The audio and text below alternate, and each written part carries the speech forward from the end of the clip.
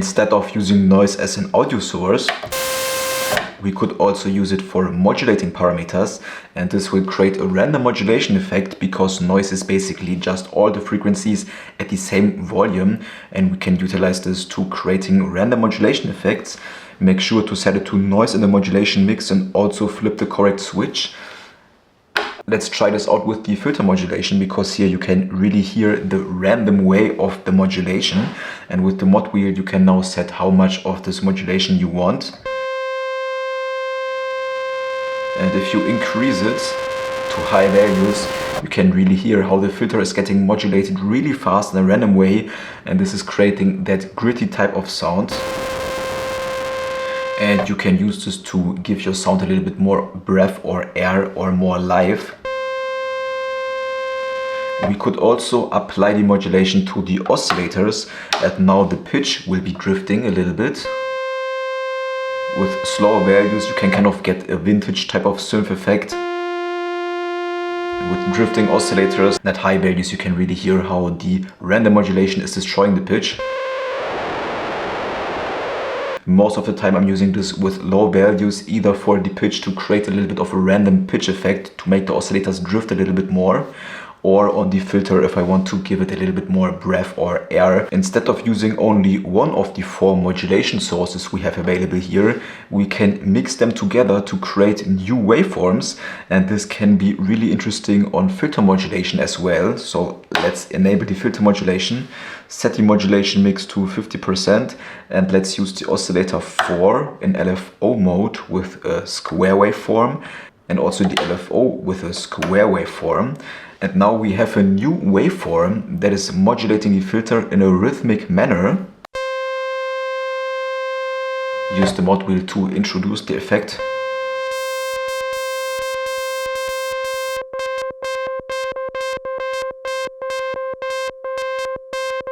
You can also set like the rhythmic pattern with the LFO rate and the oscillator 4.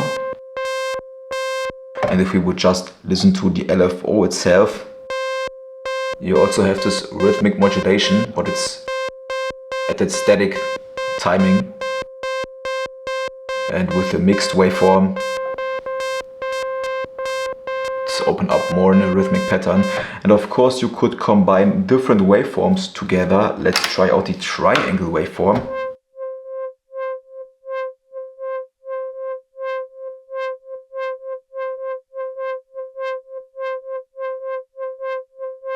Compared to only one.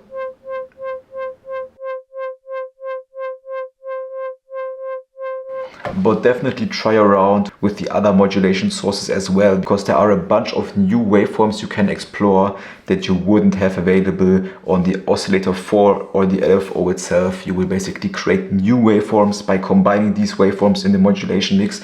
That's something really powerful about the Poly D. You could also use this for modulating the oscillators, but I think it's working the best on the filter modulation to creating rhythmic patterns. On the front side of the Poly D you will find 4 modulation sources: oscillator 4, the filter envelope generator, noise and LFO, and we have 2 modulation destinations, the oscillator modulation and the filter modulation. But at the back side of the Poly D there are a bunch of more modulation sources and destinations, but we have to use a patch cable like this to patch them in manually. And let me show you the first one. Right now I'm going from the aftertouch into the filter, so I'm able to open and close the filter depending on how hard I'm pressing. But it's not the same as velocity, where the notes will be louder when you play them. You have to press the note and then press it down again. So it's not like the initial hit, it's the pressure you are applying to the note. And there are a bunch of more modulation possibilities. You have velocity available, so you are able to make this synth velocity sensitive just like a real piano. We can also try this out by going from the velocity into the loudness, and now the synth will react to how hard you are playing the keyboard.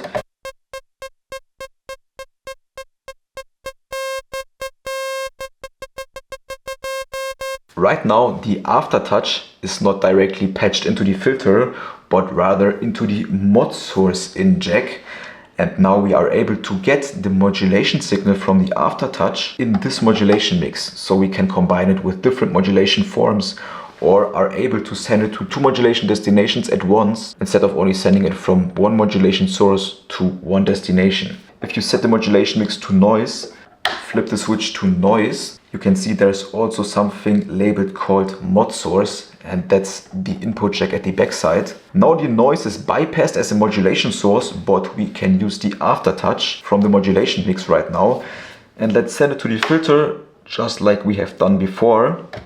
If you now press it down, nothing will happen because we have to use the mod wheel to set how much of this aftertouch effect we want to use.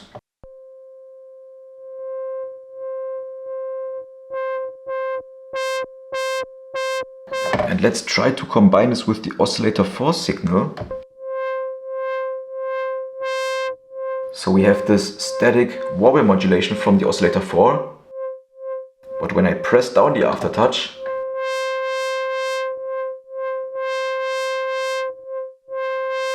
you can open the filter while still maintaining that wobble effect. And you can do this for all of the different modulation sources at the backside. Just send them into the mod source to be able to use them in the modulation mix. Another cool trick with this would be to patch from the V trig into the mod source. Set it to noise mod source. Enable the filter modulation. And now we are able to use the modulation wheel to open and close the filter just like we would do with the cutoff.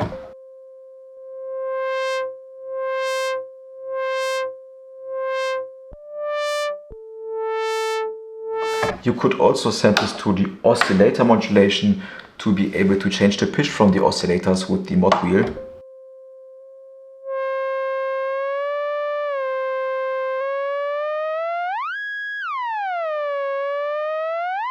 Another trick I like to do, and I'm calling this the hidden vintage knob, is to go from the velocity into the mod source.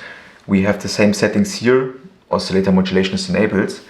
And now each time you are playing a note, there will be a slightly different velocity, because even if you are trying to hit all the keys at the same velocity, there will still be some minor differences. And this will cause the oscillator pitch to be a little bit different on each new velocity. And with the mod wheel, we can now set how much of this random effect we want.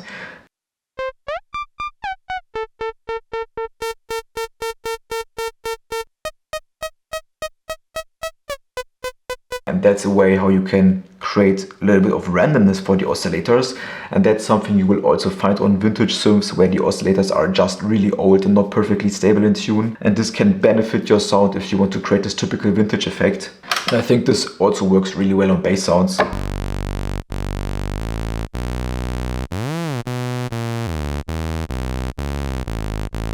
High values will make this sound really sloppy, so I'm also trying to use this at low values for just a little bit of randomness. We can generate a sound without using any oscillators or external input signal by simply turning the filter into self-oscillation. And for this one, we are completely decreasing the filter cutoff, increasing the emphasis. And what's now happening is that the filter is feeding back so much signal into itself that it's actually starting to oscillate and creating a tone. And with the cutoff knob, we can now determine the pitch of the filter, just like an oscillator.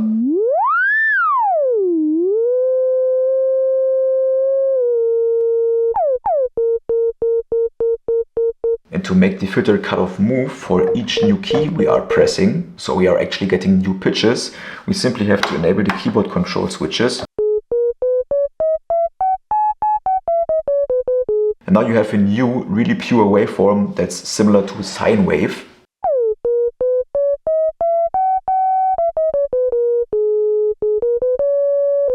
Without any of the oscillators enabled. But if you want to use this trick, make sure to tune your A at 440 Hz.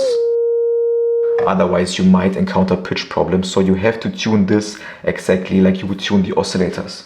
And let's check out how this would sound with the filter and an oscillator. You can hear that higher notes will be brighter because they will open up the filter, and lower notes will be darker because the filter is closed. So we can basically make the filter move with different key steps. Each of the keys in this direction will open the filter, and all of the keys in this direction will close the filter.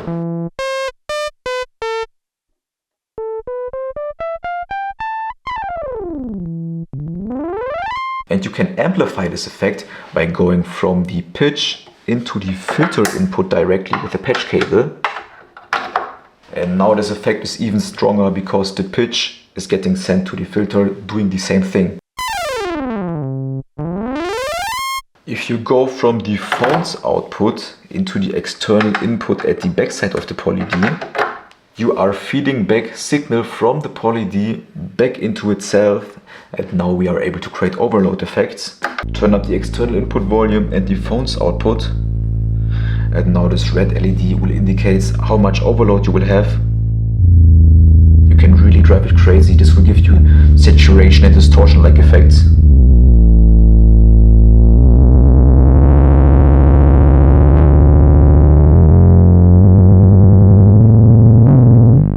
We can create a kick drum by using only the filter, and let's set the filter cutoff completely closed. High emphasis values, we are using a little bit of amount of contour. Enable the filter modulation, we don't want any keyboard tracking. For the envelope, we want no attack, no decay, and some sustain. For the loudness contour, full decay, full sustain, no attack, no decay here. For the modulation, we are using oscillator 4 in LFO mode with a saw wave. Set it to oscillator 4 in the modulation mix. The mod wheel is turned up to its fullest value. And now give it some distortion.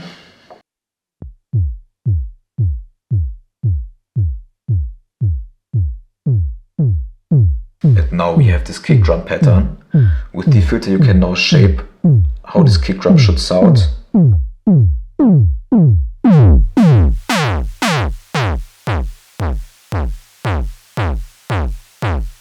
And with the oscillator 4 fine tune you can now set how fast this kick loop should go.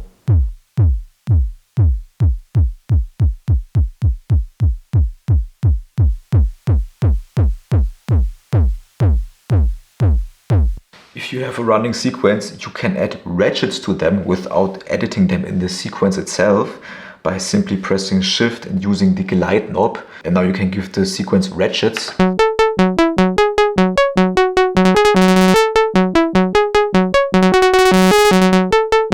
And the 4 LEDs here will indicate how many ratchet steps you will create. You can create up to 4 ratchets, and ratchets are basically splitting the note.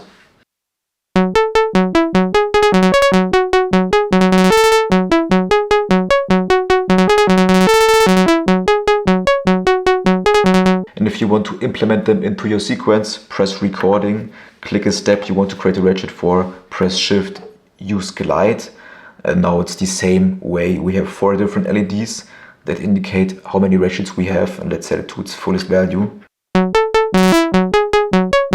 And now step 4 has a ratchet. We can also go back and edit how many ratchets we want.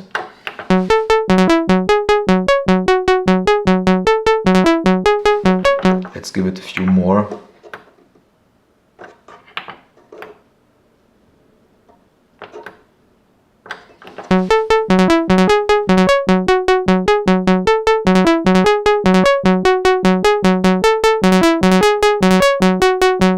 If you are in the arpeggiator mode and set the synth to mono, you will have all the oscillators layered.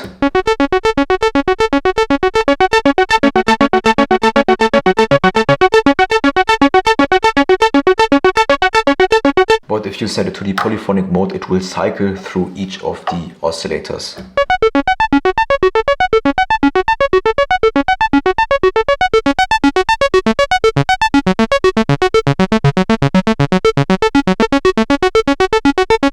So you can give it different waveforms or different ranges, creating basically new arpeggios. If you are in the ARP mode and click one of the 8 step buttons, you can access the different arpeggio patterns.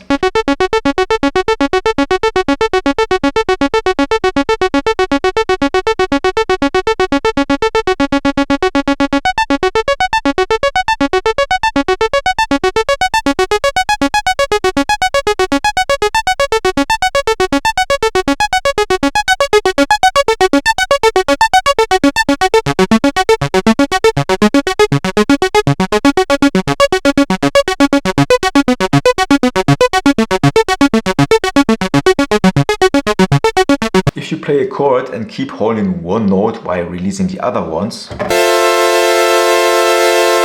whole chord will be held. That's great if you want to play really big chords, then this can be handy because the chord will be held and you have enough time to grab the chord.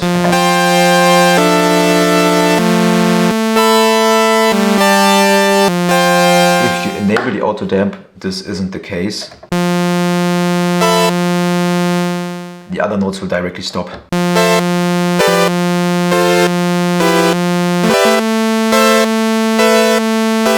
You can create a fake key split effect on the poly D by setting the first oscillator to a lower range than the other ones and maybe to a different waveform.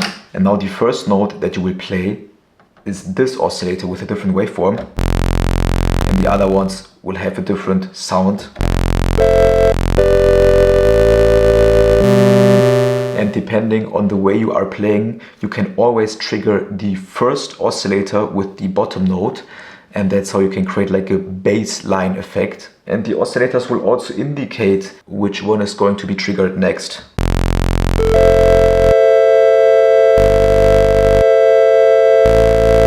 And for this one I like to have the auto damp feature off, so you have this typical bass hold effect.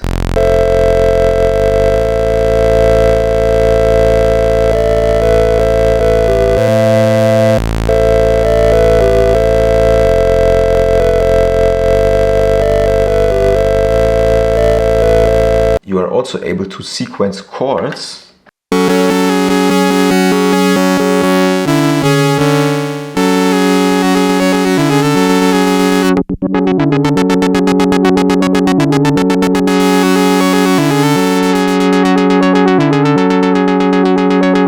And something I really like to do is using the range knobs to create new chord voicings, because each step is a new chord and each oscillator is playing a certain note of this chord, and by using the range switches we can transpose them an octave up or down, and this will create new chord voicings, something really interesting I like doing.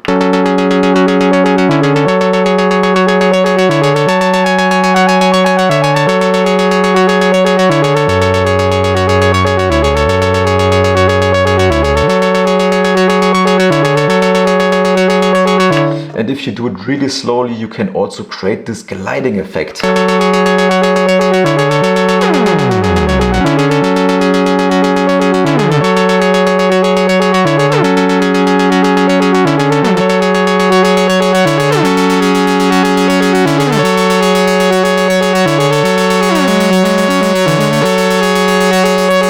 If you patch from the aftertouch into the mod source, set it to noise mod source, enable the oscillator modulation, you are now able to create vibrato effects with the keyboard itself, similar like on the guitar string, where you have to wiggle the guitar string to get a vibrato effect.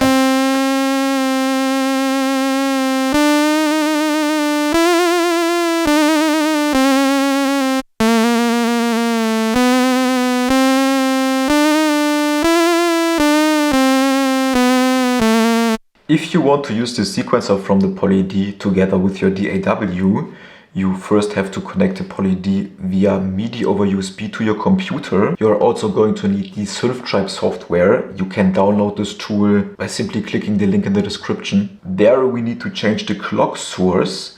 Right now it's set to internal, meaning if we are using the tempo knob of the sequencer, it will change the tempo. But to link it to your DAW, select MIDI USB. Go into the options, MIDI settings, and in the MIDI output settings make sure to enable Send Master Sync. Now if you start the project in your DAW, it will trigger the sequencer.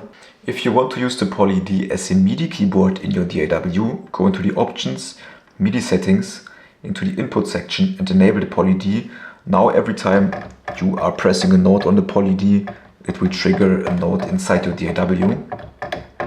Unfortunately, we are not able to link any of these knobs here, we can only use the keyboard section. If you are playing chords with a certain filter type,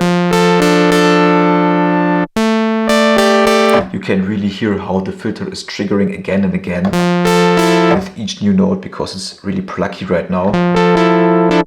And that's because the Poly D is not a true polyphonic synth, it's rather a paraphonic synth, and But to make it sound a little bit more polyphonic, you can go into the synth trap software again, set the multi-trigger to off, and now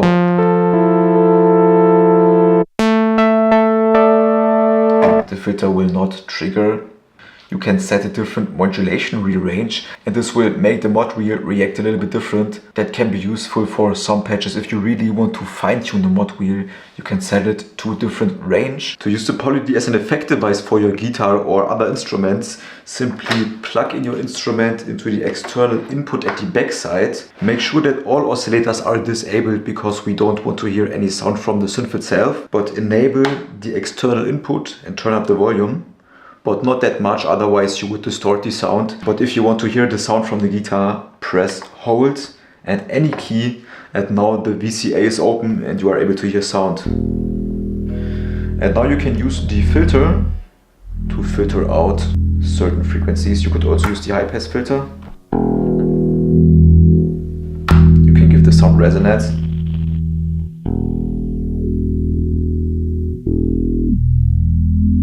And the really cool thing is you could use the filter to create a wah-wah effect. For this one we are going to enable filter modulation, increase the mod wheel to its fullest value, and let us use the LFO with the triangle wave and medium LFO rates. Now make sure that you select the LFO in the modulation mix and also flip the correct switch, and now the filter will be moved. And if you give it resonance,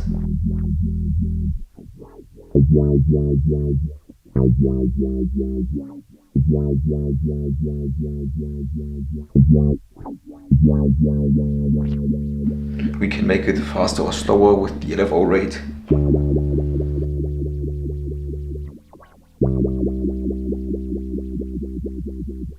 If you want to recall a sequence after you've turned off the synth, we have the possibility to save the sequence to one of the 8 banks and patterns. We have 8 banks available, and each of these 8 banks has 8 patterns. Let's record the quick sequence. And to go into the save mode, press Shift and the play stop button for a few seconds. Now this LED will light up and waits for us to select the pattern and the bank. Let's save this in bank 1. For this one we're pressing Shift and bank and number 1. And we also want to save this in pattern 1 of bank 1. To exit the save mode, press Shift and recording. If you now turn off the synth, turn it on again, go into bank 1 and pattern 1. We are able to recall it.